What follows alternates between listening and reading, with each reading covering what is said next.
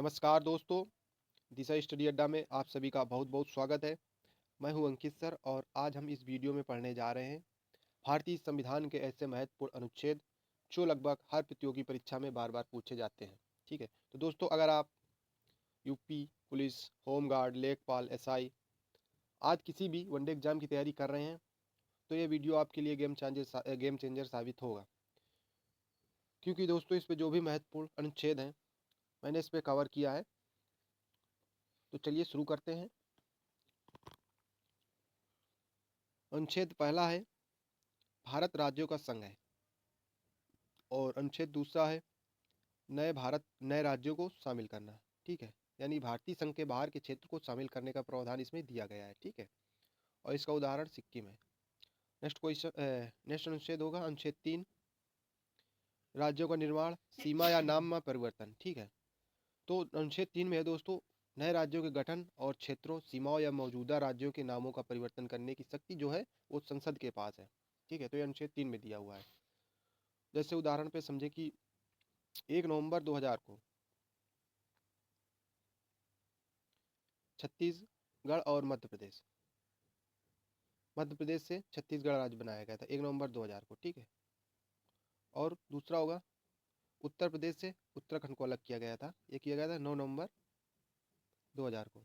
ठीक है, और बिहार को झारखंड अलग किया गया था 15 नवंबर 2000 को। ठीक है, और आंध्र प्रदेश से तेलंगाना को अलग किया गया 2 जून 2014 को। तो दोस्तों अगर ये पूछ रहे हैं इनसे, ये अनुच्छेद 3 के द्वारा हुए थे। ठीक है, नेक्स्ट क्वेश्चन होगा नागरिकता जो है वो है अनुच्छेद 5 से 11 में दी हुई है। ठीक,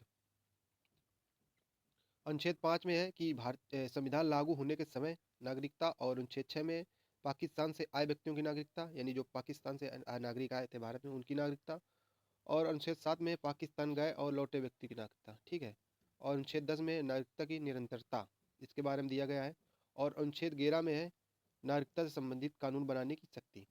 ठीक, मौलिक अधिकार अनुच्छेद 12 से 35 में है दोस्तों। ठीक है, और वर्तमान में 6 मौलिक अधिकार है। पहले ये मैं आपको क्लियर किए दे रहा हूँ, बाद में डिस्कस करते हैं ये अनुच्छेद। तो पहला है समानता का अधिकार। ठीक है, जो है अनुच्छेद 14 से 18, और दूसरा है स्वतंत्रता का अधिकार जो अनुच्छेद 19 से 22 में है, और तीसरा है शोषण के विरुद्ध अधिकार जो अनुच्छेद 23 और 24 में है, और चौथा है धार्मिक स्वतंत्रता का अधिकार जो अनुच्छेद 25 से 28 में है, और पांचवा है शिक्षा व संस्कृति का अधिकार जो अनुच्छेद 29 व 30 में है, और छठवां है संपत्ति का अधिकार अनुच्छेद 31।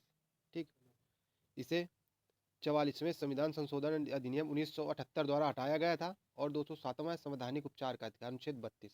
ठीक है, जो छठवां था संपत्ति का अधिकार अनुच्छेद 31, इसे 44वां संविधान संशोधन अधिनियम 1978 द्वारा हटा दिया गया था, तो इसलिए वर्तमान में 6 मौजूद कार्य बचे हैं। ठीक, तो अनुच्छेद 12 में है राज्य की परिभाषा, और अनुच्छेद 13 में है मौलिक अधिकारों का उल्लंघन करने वाले कानून, और अनुच्छेद 14 में है कानून के समक्ष समानता, और अनुच्छेद 15 में है भेदभाव का निषेध, और अनुच्छेद 16 में है समान अवसर का अधिकार, और अनुच्छेद 17 में है अस्पृश्यता का अंत, और अनुच्छेद 18 में है उपाधियों का अंत। और दोस्तों जो अनुच्छेद 19 है, ठीक है, तो इसमें 6 प्रकार की स्वतंत्रताएं दी हुई हैं। यदि आपसे पूछ लिया जाए अनुच्छेद 19 में क्या है, तो यह अभिव्यक्ति और अनस्वतंत्रता है। ठीक है, तो जो अनुच्छेद 19 एक में है उसमें 6 प्रकार की स्वतंत्रताएं। पहली है वाक एवं अभिव्यक्ति की स्वतंत्रता, और अनुच्छेद 19 का बी में है शांतिपूर्ण व हथियार रहित सम्मेलन का अधिकार, और अनुच्छेद 19 का 3 में है संघ या संगठन बनाने की स्वतंत्रता, और अनुच्छेद 4 में भारत के राज्य क्षेत्र में आबाद संचरण का अधिकार है, यानी कि भारत के किसी भी कोने में आप रह सकते हैं। और अनुच्छेद 19 का ई में यानी 5 में है भारत के किसी भी भाग में निवास करने तथा बसने की स्वतंत्रता है, और अनुच्छेद 19 जी यानी 1996 में है आजीविका का अधिकार। ठीक है, और अनुच्छेद 20 में है अपराधों में संरक्षण का अधिकार है। ठीक है, और अनुच्छेद 21 में है जीवन और व्यक्तिगत स्वतंत्रता यानी प्राण और दैहिक स्वतंत्रता का अधिकार। ठीक है, और इस पे याद रखना दोस्तों, जो अनुच्छेद 19 है, अनुच्छेद 21 तो इसमें 24 अगस्त 2017 को सर्वोच्च न्यायालय ने निजता का अधिकार, राइट टू प्राइवेसी को मूल अधिकार माना है। ठीक। और अनुच्छेद 21A, यानी इसको आप कहीं पे लिखा हो यदि अनुच्छेद 21 का, तो सेम ही होता है। ठीक है। तो इसमें दिया हुआ है 6 से 14 वर्ष के बच्चों को निःशुल्क शिक्षा का अधिकार दिया गया है। और यह 86वें संविधान संशोधन अधिनियम 2002 द्वारा जोड़ा गया था। ठीक है। और अनुच्छेद 22 में है गिरफ्तारी से संरक्षण, और अनुच्छेद 23 में है 23 और 24 में है 23 में दोस्तों मानव तस्करी, बेगार और बंधुआ मजदूरी आदि सभी प्रकार की जबरन श्रम पर रोक है। ठीक है। और अनुच्छेद 24 में है कारखाने आदि में बालकों के नियोजन का प्रतिबंध, यानी 14 वर्ष से कम उम्र के बालकों के बच्चों के श्रम पर रोक है इसमें। ठीक है। और अभी मैंने आपको बताया था कि 6 प्रकार की स्वतंत्रताएं दी हुई हैं। तो अनुच्छेद 25 से 28 में धार्मिक स्वतंत्रता। ठीक है। 25 में है कि अनुच्छेद 25 में है कि धर्म को मानने, आचरण व प्रचार का अधिकार। ठीक है। और अनुच्छेद 32 में दोस्तों संवैधानिक उपचार का अधिकार, जिसको डॉक्टर BR अम्बेडकर के द्वारा संविधान की आत्मा भी कहा गया था। ठीक दोस्तों, ये भाग 4 है, राज्य के नीति निर्देशक तत्व, DPSP। ठीक। और यह 36 से 51 में दिए हुए हैं अनुच्छेद। तो अनुच्छेद 38 है लोक कल्याणकारी राज्य के बारे में दिया हुआ है। और अनुच्छेद 39 का है समान न्याय और निःशुल्क विधिक सहायता। ठीक है। और अनुच्छेद 40 है ग्राम पंचायतों का गठन। और अनुच्छेद 44 है समान नागरिक संहिता। और अनुच्छेद 45 में दोस्तों 6 वर्ष से कम आयु के बच्चों के लिए प्रारंभिक बचपन की देखभाल और शिक्षा का प्रावधान दिया गया है। ठीक है। और अनुच्छेद 48 है गौवंश संरक्षण, यानी कि जो भी। और अनुच्छेद 48 में दोस्तों कि गौवंश का संरक्षण भी है इसमें, और राज्य का इसमें कर्तव्य है कि वह आधुनिक और वैज्ञानिक पद्धति से कृषि एवं पशुपालन का संगठन करे। ठीक है। और यदि आपसे पूछ लिया जाए कि कृषि और पशुपालन किसमें है, तो वो भी अनुच्छेद 48 में है। ठीक है। और अनुच्छेद 48 का है, ये याद रखना, ये भी इम्पोर्टेंट है, अनुच्छेद 48 का में है पर्यावरण का संरक्षण। ठीक है। और याद रखना आप लोग आर्टिकल 50 में है कार्यपालिका से न्यायपालिका का पृथक्करण। ठीक है, ये भी इम्पोर्टेंट है। और अनुच्छेद 51 में है कि अंतर्राष्ट्रीय शांति व सुरक्षा की अभिवृद्धि। ठीक है। और मौलिक कर्तव्य दोस्तों 51A का ए में। ठीक है। और इसको सरदार स्वर्ण सिंह समिति की अनुशंसा के आधार पर 42वां संविधान संशोधन अधिनियम 1976 द्वारा मूल कर्तव्यों को सम्मिलित किया गया था। ठीक। और ये लिए गए थे रूस से। और वर्तमान में जो मूल कर्तव्य है उनकी संख्या है 11। और जो 11वां मूल कर्तव्य था वो दोस्तों 86वें संविधान संशोधन 2002 के तहत जोड़ा गया था।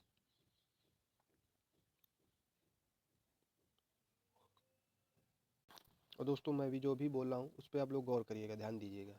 ठीक है। अब राष्ट्रपति, उपराष्ट्रपति, प्रधानमंत्री से रिलेटेड अनुच्छेद डिस्कस करते हैं। अनुच्छेद 52 में है राष्ट्रपति का पद है। ठीक है। और अनुच्छेद 53 में कार्यपालिका की शक्तियाँ, यानी राष्ट्रपति की शक्तियाँ के बारे में दिया गया है। और अनुच्छेद 54 में है राष्ट्रपति का निर्वाचन मंडल। और अनुच्छेद जो 56 है, अनुच्छेद 56 में दोस्तों राष्ट्रपति की पदावधि। ठीक है। और अनुच्छेद 57 में है पुनर्निर्वाचन के लिए पात्रता। हालांकि दोस्तों मैंने सारे इसमें मेंशन नहीं किए हैं, लेकिन मैं वो आपको बोल के बता रहा हूँ, तो जो मैं बोल रहा हूँ उस पर आप गौर करिएगा, ध्यान दीजिएगा। ठीक है।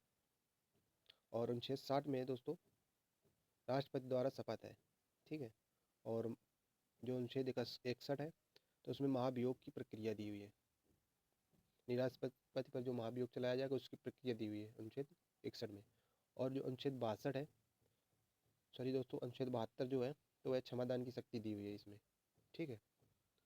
और राष्ट्रपति जो अध्यादेश जारी करता है वो किस आर्टिकल के तहत करता है, वह करता है आर्टिकल 123 के तहत। ठीक है।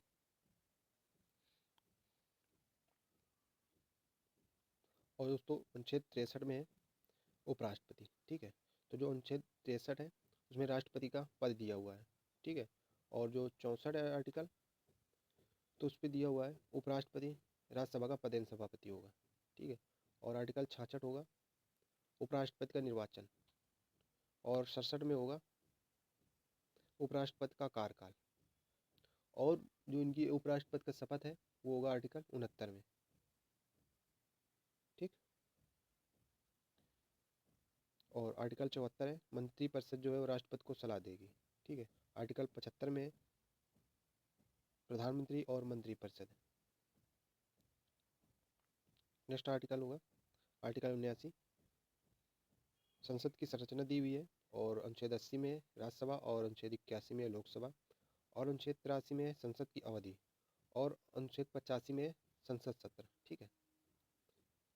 न्यायपालिका के बारे में पढ़ते हैं। अनुच्छेद 124 में सर्वोच्च न्यायालय, और अनुच्छेद 129 में अवमानना की शक्ति, और अनुच्छेद 131 में केंद्र और राज्यों का विवाद, और अनुच्छेद 136 में विशेष अनुमति अपील। ठीक है। तो ये क्या, चलिए समझते हैं। आर्टिकल 136 इसमें दोस्तों दिया हुआ है विशेष अनुमति अपील, यानी कि सर्वोच्च न्यायालय को यह विशेष अधिकार प्राप्त है कि वह भारत के किसी भी न्यायालय या अधिकरण के किसी भी निर्णय, आदेश या सजा के विरुद्ध विशेष अनुमति याचिका यानी स्पेशल लीव पिटीशन स्वीकार कर सकता है। ठीक है। Next question. और दोस्तों ये जो है ये सैन्य न्यायालय यानी कोर्ट मार्शल पर लागू नहीं होता है। ठीक है, ये याद रखना आप लोग। नेक्स्ट आर्टिकल है आर्टिकल 226, इसमें है उच्च न्यायालय की रिट शक्ति और आपातकाल उपबंध। आर्टिकल 352 में राष्ट्रीय आपातकाल, और 356 में राष्ट्रपति शासन, और 360 में वित्तीय आपातकाल। ठीक। और अन्य महत्वपूर्ण अनुच्छेद है दोस्तों। आर्टिकल 243 पंचायत राज है इसमें, और आर्टिकल 246 विधायी विशेष सूची है, और 266 भारत की संचित निधि है, और आर्टिकल 300 ए में है संपत्ति का अधिकार, और आर्टिकल 367 में है संविधान का संशोधन, इसमें दिया हुआ है। ठीक।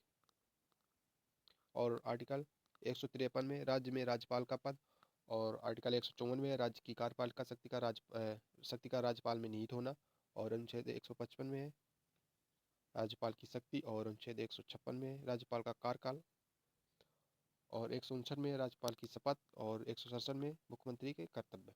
ठीक। तो दोस्तों ये रहे इंपॉर्टेंट अनुच्छेद। तो आप लोग 2 से 3 बार एक क्लास देख लेना, तो आप लोग ये अनुच्छेद याद हो जाएंगे। और इसका मैं नेक्स्ट एपिसोड यानी फिर कभी किसी दिन लाऊंगा, पूरे जो भी आर्टिकल हैं और जो बचे हुए हैं उसके बारे में डिस्कस करूंगा, और जो अनुसूचियां हैं और जो भाग हैं उनको अच्छे से एक्सप्लेन करूंगा, कोई भी डाउट आपका नहीं रहेगा। ठीक है। तो आज की रही क्लास, और जो भी डाउट हो आप कमेंट कर सकते हैं, और कमेंट करके ज़रूर बताना कैसी लगी क्लास, और वीडियो को लाइक ज़रूर कर दिया करिए देखने के बाद में। तो चलिए मिलते हैं सेकेंड एपिसोड में जल्दी, तब तक के लिए जय हिंद दोस्तों।